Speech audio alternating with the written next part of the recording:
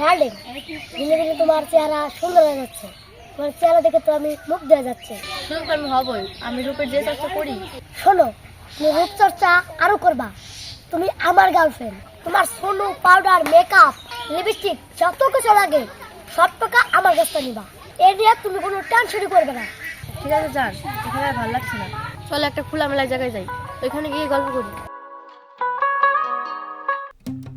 বন্ধু আর ভাল লাগতেছে না, বল কি করি? চল একটা ধান্দা করি। ধান্দা? কি ধান্দা? চল পথে যা পাবো তাই ধান্দা করবো, চল।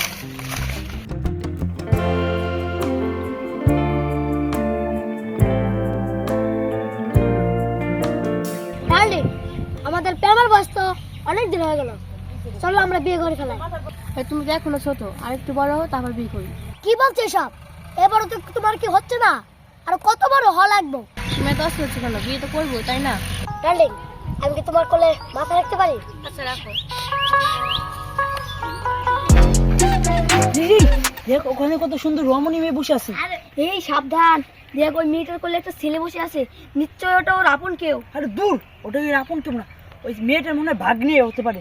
আচ্ছা নাহলে ওর আমাকে পছন্দ হয়েছে, আমি আগে ওরে যাবো। এই না, আমি আগে দেখেছি, আমি আগে ওকে না আমাকে ওর পছন্দ হয়েছে, আমি আগে প্রপোজ করবো। আরে না, আরে না, আমি ওকে propose করবো। আমি ওকে প্রপোজ করবো। আরে তুই তো একটা বাচ্চা, তুই কি প্রপোজ করবি?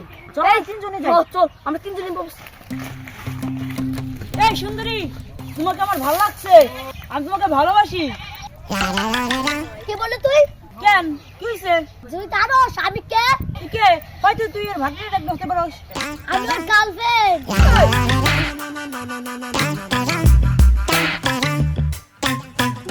কি বন্ধু, ও কি কয়?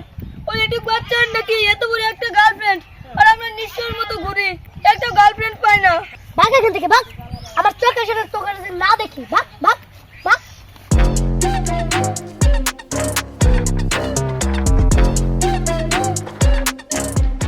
ডার্লিং, এসব সাপড়ি পোলাবার জন্য সাথে মতন প্রেমও করা যায় না।